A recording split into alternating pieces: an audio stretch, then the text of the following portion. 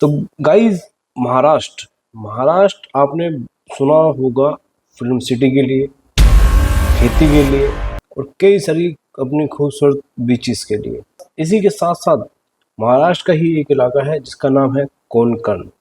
Konkan famous है अपने खूबसूरत पहाड़ों के लिए, खूबसूरत वादी के लिए, तरह तरह के वाटरफॉल्स के लिए वो बहुत फेमस है। और साथ ही साथ ये फेमस है अपनी खौफनाक कहानियों के लिए।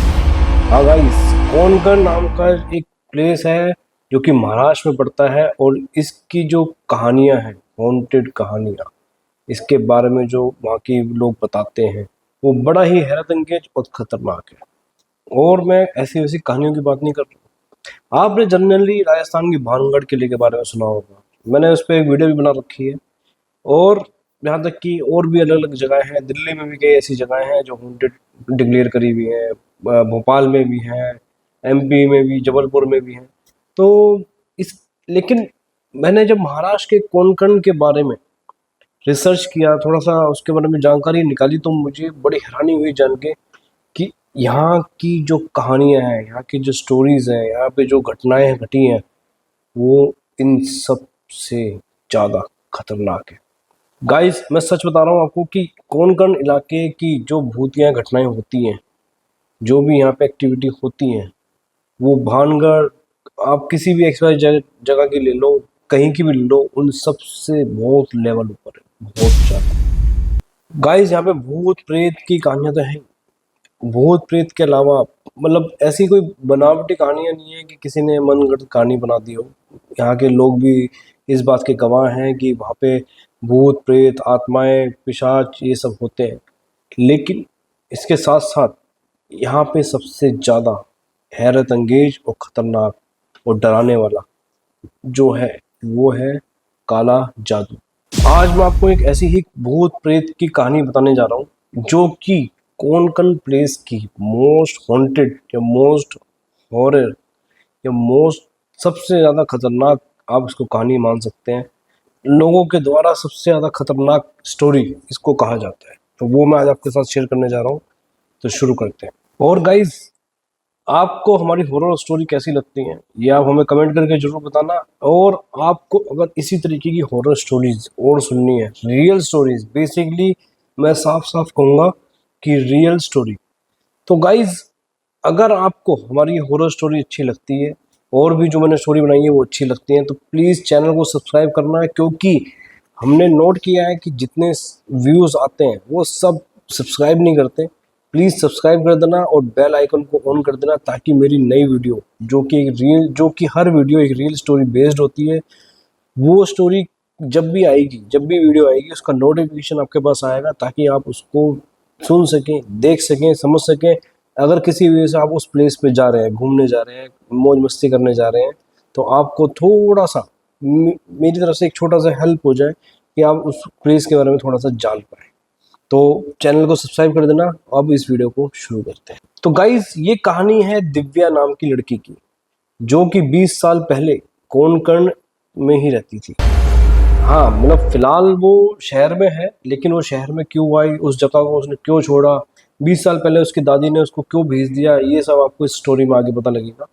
तो एक्चुअल में हुआ क्या था कि दिव्या को उसकी दादी ने ही पाला पोसा बड़ा किया था, क्योंकि दिव्या जब बहुत छोटी एज की थी तो उसके मदर फादर जो थे वो नहीं रहे थे, गुजर गए थे, जिस वजह से वो दादी ही उनका ध्यान रखती थी। अब दादी ने भी सोचा कि भाई गांव में रहकर कौन कितना तरक्की कर सकता है, या एजुकेशन के अभाव होते हैं, आप ये सब तो जानते हैं कि गाँव के अंदर इन चीज़ों की थोड़ी सी पॉसिबिलिटी या अपॉर्चुनिटीज़ थोड़ी सी कम होती हैं। तो उसकी दादी ने उसको 20 साल पहले दिव्या को शहर भेज दिया पढ़ने के लिए। तो दिव्या अपनी पढ़ाई पूरी करने के बाद 20 साल बाद अपनी दादी से मिलने जाती है, अपने गांव में जाती है। वो बहुत एक्साइटेड थी, बहुत खुश थी कि भाई 20 साल के बाद वो अपने उसी चाइल्डहुड प्लेस में जा रही है जहाँ वो पैदा हुई थी, जहाँ वो खेली थी, उस प्लेस पे दोबारा जा रही है। तो बहुत ज़्यादा एक्साइटेड थी। तो फाइनली दिव्या अपने गाँव पहुँची, अपनी दादी से मिली, बहुत खुश थी। और उसे बड़ी हैरानी हुई कि जब वो पहुंची तो उसकी दादी के साथ साथ गांव के बहुत सारे लोग उससे मिलने पहुंचे। तो उसको बड़ा अजीब लगा। आमतौर पर आप जानते थे शहरों के लोग होते हैं, उन्हें ज़्यादा घुलने मिलने का ज़्यादा लोगों से मिक्सअप होने का मन नहीं करता, ना टाइम होता। तो उसको बड़ा ऑकवर्ड लगा, उसको बड़ा था, मतलब उसको बड़ा अजीब लगा। तो उसकी दादी भाप गई कि हाँ भाई इसको कुछ अजीब सा लग रहा है। तो उसकी दादी ने थोड़े देर के बाद जब वो रिलैक्स होके बैठे होंगे तो उसकी दादी ने उसे कहा कि शायद तुम्हें याद नहीं होगा, क्योंकि जब तुम यहाँ से गई थी तब तुम बहुत छोटी थी, तो तुम्हें याद नहीं होगा, लेकिन ये सब लोग तुम्हें जानते हैं। उसी भीड़ में एक लड़का ऐसा था जो कि दिव्या को देखकर बहुत ज्यादा मुस्कुरा रहा था। इनफैक्ट उसके चेहरे से ऐसा लग रहा था कि जैसे पूरे गांव में सबसे ज्यादा खुशी ही उसको हो कि दिव्या गांव में वापस आई है। लेकिन दिव्या को कुछ याद नहीं था। उसने उसको बहुत ज़्यादा इग्नोर तो नहीं, लेकिन एक बहुत नॉर्मली उससे देखा कि हाँ भाई सारे लोग उसको देख के खुश हो रहे हैं, तो उनमें से एक वो भी है। वो उसको कुछ पहचान नहीं पाई। तो उसके बाद वो लड़का उसके खुद आगे बढ़ के सामने गया, उसके कंधे पे हाथ रखा और उसने उससे पूछा कि दिव्या, क्या तुमने मुझे पहचाना? दिव्या बहुत कंफ्यूज थी, क्योंकि वो अपनी दादी के अलावा किसी के टच में नहीं थी और किसी को पहचान नहीं पा रही थी।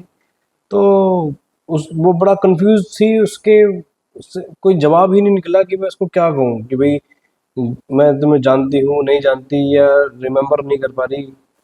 तो दिव्या ने उसे कहा कि नहीं, मैं तुम्हें नहीं पहचान पाई, मैं तुम्हें नहीं जानती। तो उसने कहा, अरे मैं अभिषेक, तुम्हें याद नहीं आया? मैं अभिषेक, हम बचपन में कितना खेला करते थे, कितना खेलते थे, हम साथ रहते थे। तो अभिषेक को भी बड़ी हैरानी हुई कि भाई ये कैसे हो सकता है कि ये मेरे को ही ना पहचाने या कुछ भी इसको याद ना हो। तो फिलहाल दादी उसको घर के अंदर ले गई। उसने थोड़ी देर बाद देखा कि वो अभिषेक जो है बाहर खड़ा कुछ अपने आप से ही बात कर रहा था। मतलब उसको बड़ा ऑकवर्ड फील हुआ कि कोई अपने आप से कैसे बात कर सकता है। तो हालांकि दिव्या ने इतना मतलब गौर नहीं किया, इतना ध्यान नहीं दिया। उसने एक झलक देखी कि हाँ भाई बाहर से लोग चल जा चुके हैं और एक बंदा खड़ा है, अभिषेक, जिसने बताया था, अपने आप को इंट्रोड्यूस किया था, वो अपने आप में बात कर रहा है। तो उसने बहुत नॉर्मली लिया उसको। तो उसके बाद क्या हुआ, जो दिव्या थी वो फ्रेश हुई, उसने अपने कपड़े वपड़े चेंज किए। अब चेंज करने के बाद तकरीबन 1 डेढ़ घंटा हो गया था। तो हालांकि शहर में रहती थी, उसको सिगरेट पीने की थोड़ी सी तलब थी। वो सिगरेट पीती थी, थोड़ा सा शौकिया कह लो। तो उसने सोचा कि यार सिगरेट घर के बाहर कैसे पीऊँ, और गाँव अभी देखा नहीं है ढंग से, घर में पी नहीं सकती, दादी को कैसा लगेगा। तो उसने कहा चलो थोड़ा सा घूमने के बहाने निकलती हूँ और सिगरेट पी लूँगी। वो जैसे ही घर से बाहर निकली, उसने देखा कि अभिषेक, वही लड़का, उसके घर के बाहर बैठा।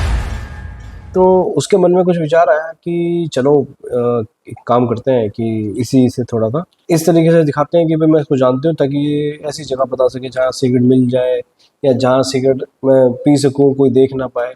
तो ये सोचते हुए वो अभिषेक के पास गई और उसने उसको ऐसे प्रिटेंड किया कि अरे हाँ, मैंने तुम्हें रिकॉग्नाइज कर लिया और मैं तुम्हें जानती हूँ। तो थोड़ी बहुत बात होने के बाद दिव्या ने उसको बोला कि भाई मेरे को कोई ऐसी जगह बता सकते हो कि जहाँ पर कोई आता जाता ना हो, मैं थोड़ा सा एकांत में रहना चाहती हूँ, थोड़ा सा अलग रहना चाहती हूँ थोड़ी देर के लिए।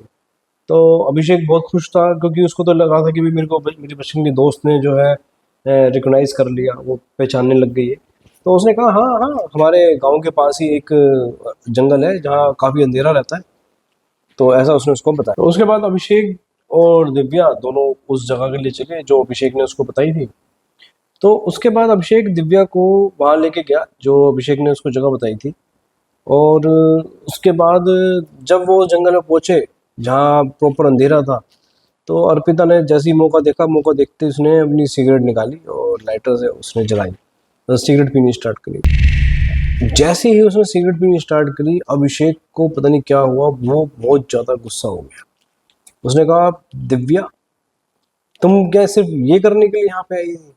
मतलब तुमने मेरे को पहचाना नहीं पहचाना मुझे नहीं पता, लेकिन तुमने शायद मुझसे झूठ बोला सिर्फ ऐसी जगह के लिए। अब अभिषेक ने क्या किया कि मतलब अब दिव्या की जो स्मोक थी वो खत्म होने वाली थी। तो अभिषेक ने उसे कहा कि दिव्या चलो चलते हैं।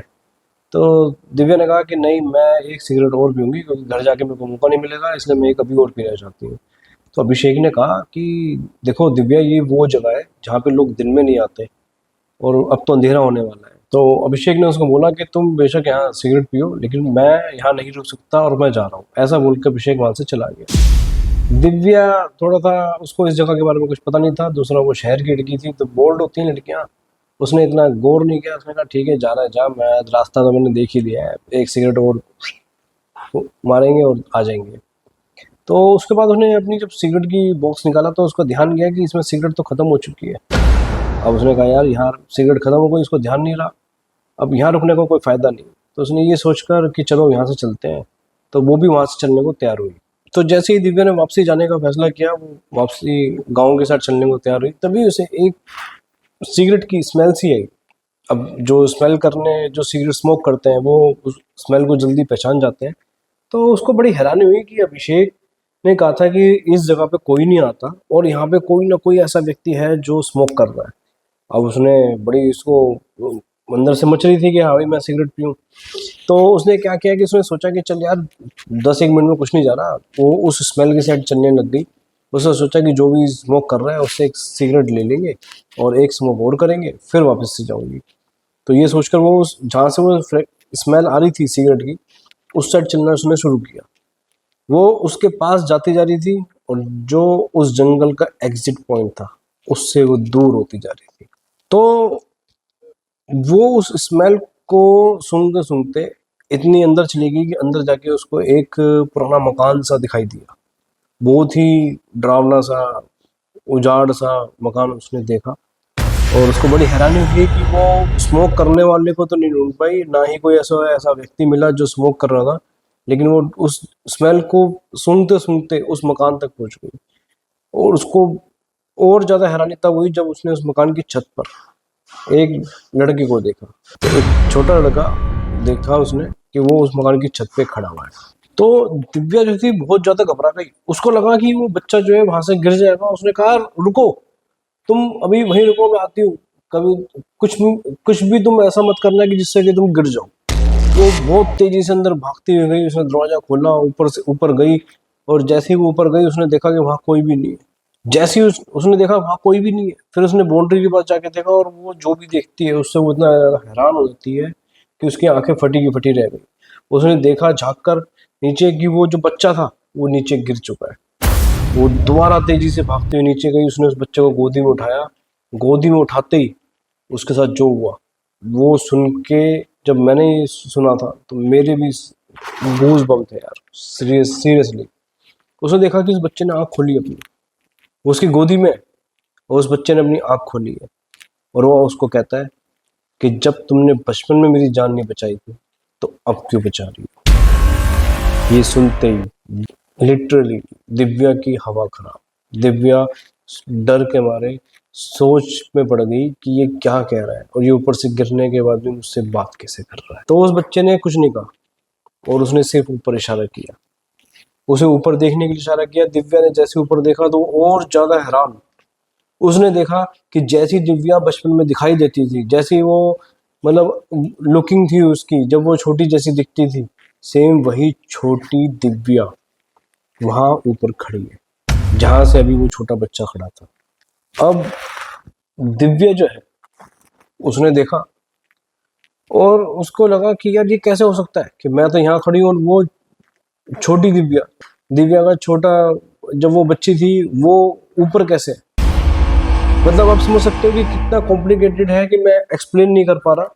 और दिव्या कितनी कंफ्यूज होगी कि वो खुद बड़े होके नीचे खड़ी है, बच्चे को गोद में लिया हुआ है और ऊपर जो जब वो छोटी थी वो दिखाई देती थी। सडनली जो छोटी दिव्या थी ऊपर खड़ी हुई थी, उसका पैर फिसला और वो नीचे आके गिर गई और बड़ी हैरानी हुई उसको कि वो कुछ भी नहीं कर पाई। लेकिन सडनली दिव्या को कुछ फ्लैशबैक सा महसूस हुआ, उसे कुछ ऐसा लगा कि ये सेम चीज कुछ उसके साथ हो चुकी है। उसे लगा कि शायद वो भी ऐसे गिरी थी, उसके सर पे चोट लगी थी जिस वजह से उसे कुछ भी याद नहीं है। सडनली तभी उसने देखा दिव्या ने कि साइड से कोई चलता हुआ आ रहा है। उसकी जान में जान आई, उसको बड़ा अच्छा लगा कि शायद कोई आ तो रहा है। और जहाँ वो अपने आप को अकेला फील कर रही थी उसको ये समझ में नहीं आ रहा था कि ये सब हो क्या रहा है। तो उसकी जगह उसको बड़ा अच्छा लगा कि कोई आ रहा है। लेकिन जब से ही वो पास आया तो उसको थोड़ी सी हैरानी भी हुई और थोड़ी सी खुशी, क्योंकि उसने देखा कि ये और कोई नहीं, ये अभिषेक था। अभिषेक उसके पास आया। लेकिन दिव्या को बड़ा अजीब महसूस हुआ, उसको लगा कि जैसे उसके हाथों में जो बच्चा था वो नहीं है। उसने दिव्या को बताया, दिव्या वो बच्चा कोई और नहीं, मैं ही था जो बचपन में वहां से फिसल कर गिर गया था और मर गया था। दिव्या को बड़ी हैरानी हुई कि यार ये कैसे हो सकता है कि जो मर गया हो वो मेरे सामने खड़ा है।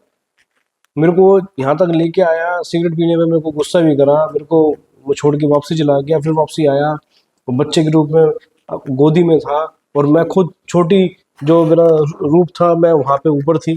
तो उसको बड़ा मतलब अजीब सा लग रहा था। तो अभिषेक ने दिव्या को बोला कि दिव्या तुम्हें पता है इस जंगल में कोई भी नहीं आता। क्यों नहीं आता? कि इस जंगल में ऐसा क्या है? उसने कहा इस जंगल में मेरी आत्मा रहती है, इसलिए मैं इस जंगल में किसी को नहीं आने देता।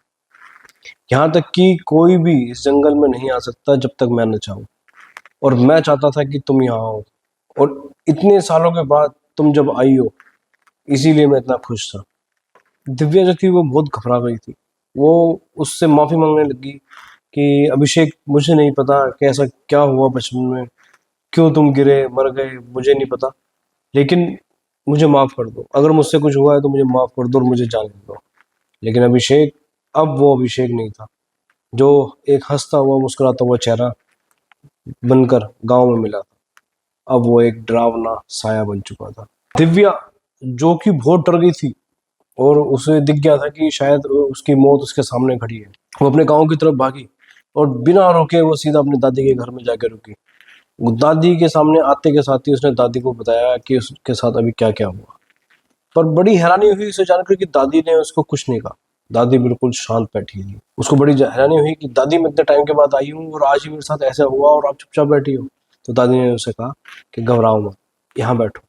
और फिर दादी ने उसे एक कहानी सुनाई। तो उसके बाद उसकी दादी ने उसको बताया कि दिव्या जब तुम बहुत छोटी थी तो तुम अपने दोस्तों के साथ, जिसमें अभिषेक भी था, तुम उनके साथ जंगलों में खेलने जाया करती थी। एक बार क्या हुआ कि जब तुम बहुत देर तक तुम नहीं आई तो मैं तुम्हें ढूंढने के लिए निकली और ढूंढते ढूंढते उस जंगल के उसी हिस्से में पहुंची और मेरे को बड़ी हैरानी हुई देखकर कि तुम और अभिषेक दोनों जमीन पे गिरे पड़े हो, तुम्हारे सर से खून बह रहा है। मुझे समझते देर नहीं लगी कि तुम ऊपर से फिसल गए और गिर गए। अब मेरे पास मेरी शरीर में इतनी ताकत नहीं थी कि मैं तुम दोनों को एक साथ हॉस्पिटल लेके जा सकती, तो मैंने पहले तुम्हें लिया और तुम्हें हॉस्पिटल लेके गई, वहाँ तुम्हें एडमिट कराया। उसके बाद मैं वापसी आई, लेकिन तब तक अभिषेक जो था वो अर्ध मरी हालत में हो चुका था। मुझे ऐसा लगा कि शायद वो बच नहीं पाएगा, तो मैंने अनजाने में उसको अर्ध मरी हालत में वहीं दफना दिया। मैं अंदर ही अंदर डर गई थी। अब तो ठीक हो गई तो आ गई थी, लेकिन कुछ समय के बाद ही गांव में अभिषेक की तलाश थी वो शुरू की गई। मुझे ऐसा लगा कि शायद उसके गिरने में तेरा कोई हाथ रहा हो या तेरी गलती की वजह से वो गिरा हो। इस डर की वजह से तेरे को मैंने शहर भेज दिया था पढ़ने के लिए। तो मैं समझ गई थी कि अभिषेक तुम्हें दिख रहा है, हालांकि अभिषेक सिर्फ पूरे गांव में सिर्फ तुम्हें या मुझे दिखता है।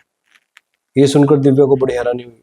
उसकी दादी ने कहा, हाँ अभिषेक मुझे भी दिखाई देता है और हर रोज दिखाई देता है। वो हर रोज मेरे पास आता है और मुझे डरा के जाता है। उसका साया मेरे पास आता है और मेरी रूह को डरा के चला जाता है। मैं उसका कुछ कर तो नहीं सकती, लेकिन बस जो मैंने किया उस पर मेरे को पछतावा जरूर है। अब दिव्या को लगा कि ये जो भी हुआ विषय के साथ बड़ा गलत हुआ। दिव्या को बहुत बुरा लग रहा था। उसने अपनी दादी से कहा कि दादी मैं अब यहाँ नहीं रुकना चाहती, मैं कल सुबह ही यहाँ से चली जाऊंगी। ऐसा बोलकर उसने वहाँ किसी तरीके से सो गई और अगले दिन वो उठी, उसने जाने का फैसला किया, अपनी पैकिंग स्टार्ट करी।